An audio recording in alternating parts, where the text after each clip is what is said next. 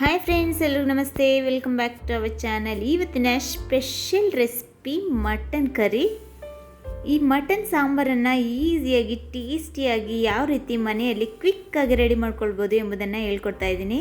ಬನ್ನಿ ಯಾವ ರೀತಿ ಮಾಡೋದಂತ ನೋಡೋಣ. ನೋಡಿ ಫ್ರೆಂಡ್ಸ್, ನಾನು ಸ್ಟವ್ ಆನ್ ಮಾಡ್ಕೊಂಡಿದ್ದೀನಿ. ಈಗ ಲೋ ಫ್ಲೇಮಲ್ಲಿ ಇಟ್ಕೊಂಡ್ಬಿಟ್ಟು ಒಂದು ಪ್ಯಾನನ್ನು ಇಟ್ಕೊತಾ ಇದ್ದೀನಿ. ಈಗ ಪ್ಯಾನ್ಗೆ 1 ಟೇಬಲ್ ಸ್ಪೂನ್ ಆಗುವಷ್ಟು ಧನಿಯಾ ಕಾಳುಗಳನ್ನ ಹಾಕ್ಕೊತಾ ಇದ್ದೀನಿ.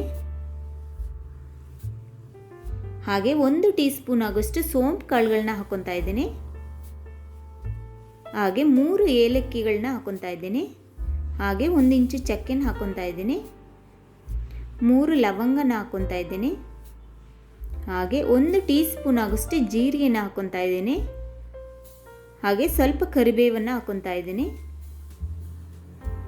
7 ಬ್ಯಾಡಗಿ ಮೆಣಸಿನ್ಕಾಯಿನ ಹಾಕ್ಕೊತಾ ಇದ್ದೀನಿ. 1/2 ಟೀ ಸ್ಪೂನ್ ಆಗೋಷ್ಟು ಕಾಳು ಮೆಣಸನ್ನು ಹಾಕ್ಕೊತಾ ಇದ್ದೀನಿ. 1/4 ಟೀ ಸ್ಪೂನ್ ಆಗೋಷ್ಟು ಮೆಂತ್ಯ ಕಾಳುಗಳನ್ನ ಹಾಕ್ಕೊತಾ ಇದ್ದೀನಿ. ಇಷ್ಟಾದಮೇಲೆ ಸ್ವಲ್ಪ ಆಯಿಲನ್ನು ಸೇರಿಸ್ಕೊಂಬಿಟ್ಟು ನೀಟಾಗಿ ಫ್ರೈ ಮಾಡ್ಕೊಬೇಕಾಗುತ್ತೆ. ಘಮ ಬರೋ ತನಕ ನೀಟಾಗಿ ಲೋ ಫ್ಲೇಮಲ್ಲೇ ಫ್ರೈ ಮಾಡ್ಕೊಬೇಕಾಗುತ್ತೆ. ನೋಡಿ, ನೀಟಾಗಿ ಕ್ರಿಸ್ಪಿಯಾಗಿ ಫ್ರೈ ಆಗಿ ಬಂದಿದೆ. ಈಗ ನಾನು ಇದನ್ನು ಮಿಕ್ಸಿ ಜಾರ್ಗೆ ಶಿಫ್ಟ್ ಮಾಡಿ ಇಟ್ಕೊತಾ ಇದ್ದೀನಿ. ಅದೇ ಪ್ಯಾನಿಗೆ 1 ಟೇಬಲ್ ಸ್ಪೂನ್ ಆಗೋಷ್ಟು ಆಯಿಲನ್ನು ಹಾಕ್ಕೊಂಡಿದ್ದೀನಿ. ಸಣ್ಣ ಈರುಳ್ಳಿ ಇದೆಲ್ಲ ಅದನ್ನು ಸ್ವಲ್ಪ ಸೇರಿಸ್ಕೊತಾ ಇದ್ದೀನಿ. ಇದನ್ನು ಫ್ರೈ ಮಾಡ್ಕೊಬೇಕಾಗುತ್ತೆ. ಇದು ಸ್ವಲ್ಪ ಫ್ರೈ ಆಗಿ ಬಂದಮೇಲೆ ಸ್ವಲ್ಪ ಪುದೀನನ ಆ್ಯಡ್ ಮಾಡ್ಕೊತಾ ಇದ್ದೀನಿ. ಹಾಗೆ ಕೊತ್ತಂಬರಿ ಸೊಪ್ಪನ್ನು ಆ್ಯಡ್ ಮಾಡ್ಕೊತಾ ಇದ್ದೀನಿ. ಹಾಗೆ 2 ಟೊಮೆಟೊನ ಹೆಚ್ಚಿಟ್ಕೊಂಡಿದ್ದೆ, ಅದನ್ನು ಕೂಡ ಇಲ್ಲಿ ಆ್ಯಡ್ ಮಾಡ್ಕೊತಾ ಇದ್ದೀನಿ. ಹಾಗೆ ಸ್ವಲ್ಪ ಉಪ್ಪನ್ನು ಸೇರಿಸ್ಕೊಂಡ್ಬಿಟ್ಟು ಚೆನ್ನಾಗಿ ಫ್ರೈ ಮಾಡ್ಕೊಬೇಕಾಗುತ್ತೆ. ಈ ಟೊಮೆಟೊ ಎಲ್ಲ ಮ್ಯಾಶ್ ಆಗಿ ಬರಬೇಕು, ಅಲ್ಲಿ ತನಕ ಚೆನ್ನಾಗಿ ಫ್ರೈ ಮಾಡ್ಕೊಬೇಕಾಗುತ್ತೆ. ನೋಡಿ, ಟೊಮೆಟೊ ಎಲ್ಲ ಚೆನ್ನಾಗಿ ಬಂದಿದೆ.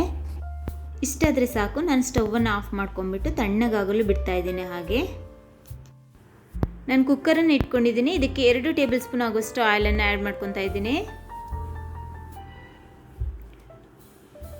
ನೋಡಿ, ಆಯಿಲ್ ಚೆನ್ನಾಗಿ ಬಿಸಿಯಾಗಿ ಬಂದಿದೆ. ಈಗ 2 ಏಲಕ್ಕಿಯನ್ನು ಸೇರಿಸ್ಕೊತಾ ಇದ್ದೀನಿ. ಹಾಗೆ 1 ಇಂಚು ಚಕ್ಕೆನ ಸೇರಿಸ್ಕೊತಾ ಇದ್ದೀನಿ. ಹಾಗೆ 1/2 ಟೀ ಸ್ಪೂನ್ ಆಗೋಷ್ಟು ಸೋಂಪು ಕಾಳುಗಳನ್ನ ಸೇರಿಸ್ಕೊಂಡು ಮಿಕ್ಸ್ ಮಾಡ್ಕೊತಾ ಇದ್ದೀನಿ.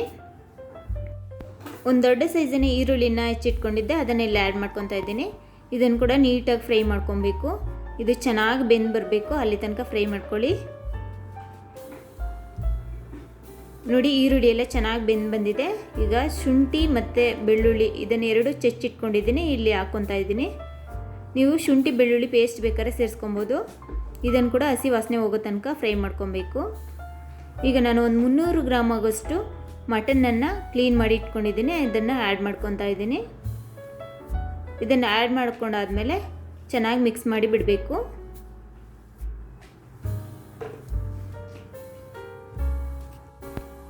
ಈಗ ನಾನು ಇದಕ್ಕೆ ಸ್ವಲ್ಪ ಉಪ್ಪನ್ನು ಸೇರಿಸ್ಕೊತಾ ಇದ್ದೀನಿ. ಹಾಗೆ 1/4 ಟೀ ಸ್ಪೂನ್ ಆಗೋಷ್ಟು ಅರಿಶಿನ ಪುಡಿಯನ್ನು ಸೇರಿಸ್ಕೊಂಡ್ಬಿಟ್ಟು ಚೆನ್ನಾಗಿ ಮಿಕ್ಸ್ ಮಾಡ್ಕೊಬೇಕಾಗುತ್ತೆ. ನೋಡಿ, ಇದರಲ್ಲಿ ಇರುವಂಥ ನೀರಿನ ಅಂಶ ಎಲ್ಲ ಹೋಗಿ ಎಣ್ಣೆ ಬಿಡೋ ತನಕ ಇದನ್ನು ಬೇಯಕ್ಕೆ ಬಿಡಬೇಕಾಗುತ್ತೆ. ನಾನು ಆಗಲೇ ಹುರಿದು ಮಿಕ್ಸಿ ಜಾರ್ಗೆ ಹಾಕ್ಕೊಂಡಿದ್ನಲ್ಲ ಮಸಾಲೆ ಜೊತೆಗೆ ಒಂದು 1/2 ಕಪ್ ಆಗೋಷ್ಟು ತೆಂಗಿನಕಾಯಿನ ಹಾಕ್ಕೊಂಡಿದ್ದೀನಿ. ಹಾಗೆ ಟೊಮೆಟೊ ಮತ್ತು ಆನಿಯನ್ನ ಹುರಿದಿಟ್ಕೊಂಡಿದ್ವಲ್ಲ ಅದೆಲ್ಲ ತಣ್ಣಗಾಗಿದೆ, ಅದನ್ನು ಕೂಡ ಹಾಕ್ಕೊತಾ ಇದ್ದೀನಿ.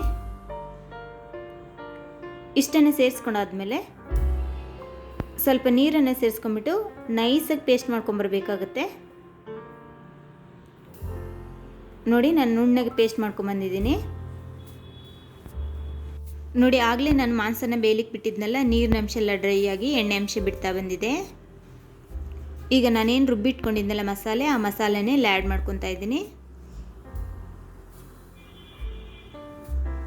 ಈಗ ನೀರನ್ನು ಸೇರಿಸ್ಕೊಬೇಕಾಗುತ್ತೆ. ನೀರನ್ನು ಸೇರಿಸ್ಕೊಂಡಾದ್ಮೇಲೆ ಚೆನ್ನಾಗಿ ಮಿಕ್ಸ್ ಮಾಡಿಬಿಡಿ. ನೋಡಿ, ನಿಮಗೆ ಸಾಂಬಾರು ತಿಕ್ನೆಸ್ಸು ಹೇಗೆ ಬೇಕೋ ಆ ರೀತಿ ನೀರನ್ನು ಸೇರಿಸ್ಕೊಂಡ್ಬಿಟ್ಟು ಮಿಕ್ಸ್ ಮಾಡಿ ಬಿಡಬೇಕಾಗುತ್ತೆ. ನಾನು ಚೆನ್ನಾಗಿ ಮಿಕ್ಸ್ ಮಾಡ್ಕೊಂಡಿದ್ದಾಗಿದೆ. ಈಗ ಲಿಡ್ಡನ್ನು ಕ್ಲೋಸ್ ಮಾಡಿಬಿಟ್ಟು ಒಂದು 3 ವಿಜಿಲ್ ಆಗೋ ತನಕ ಬೇಯಲಿಕ್ಕೆ ಬಿಡ್ತಾ ಇದ್ದೀನಿ. ನೋಡಿ, ಕುಕ್ಕರ್ ವಿಜಿಲೆಲ್ಲ ಹೋಗಿದೆ, ಕುಕ್ಕರ್ ತಣ್ಣಗಾಗಿದೆ. ಲಿಡ್ಡನ್ನು ಓಪನ್ ಮಾಡಿ ನೋಡ್ತಾ ಇದ್ದೀನಿ. ಆಹಾ, ಘಮ ಘಮ ಅಂತ ಇದೆ. ಸೂಪರಾಗಿ ರೆಡಿಯಾಗಿ ಬಂದಿದೆ ಸಾಂಬಾರು. ಸಖತ್ತಾಗಿ ಬಂದಿದೆ. ಕಲರ್ ಕೂಡ ಅಷ್ಟೇ ಚೆನ್ನಾಗಿ ಕಾಣಿಸ್ತಾ ಇದೆ ಅಲ್ವಾ. ನೋಡಿ ಫ್ರೆಂಡ್ಸ್, ಟೇಸ್ಟಿಯಾದಂತಹ ಕಲರ್ಫುಲ್ ಆದಂತಹ ಮಟನ್ ಕರಿ ರೆಡಿಯಾಗಿದೆ.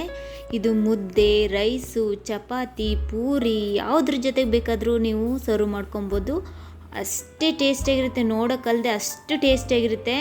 ನೋಡ್ತಾ ಇದ್ರೇ ಬೇಗ ಕೊಟ್ಟರೆ ಸಾಕಪ್ಪ ತಿಂತೀವಿ ಅನ್ನೋಷ್ಟು ಆಸೆ ಹುಟ್ಟುತ್ತೆ. ಖಂಡಿತವಾಗ್ಲೂ ನೀವು ಟ್ರೈ ಮಾಡಿ, ಅಷ್ಟು ಟೇಸ್ಟಿಯಾಗಿರುತ್ತೆ. ಹೇಗೆ ಬಂತು ಅಂತ ನನಗೆ ಕಮೆಂಟ್ಸ್ ಮಾಡಿ ಹೇಳಿ. ಈ ನನ್ನ ವಿಡಿಯೋ ನಿಮಗೆ ಇಷ್ಟವಾದಲ್ಲಿ ನೀವೇನಾದರೂ ನಮ್ಮ ಚಾನಲ್ಗೆ ಹೊಸಬರಾಗಿದ್ದರೆ ಪ್ಲೀಸ್ ಸಬ್ಸ್ಕ್ರೈಬ್ ಮಾಡಿ. Thank you for watching.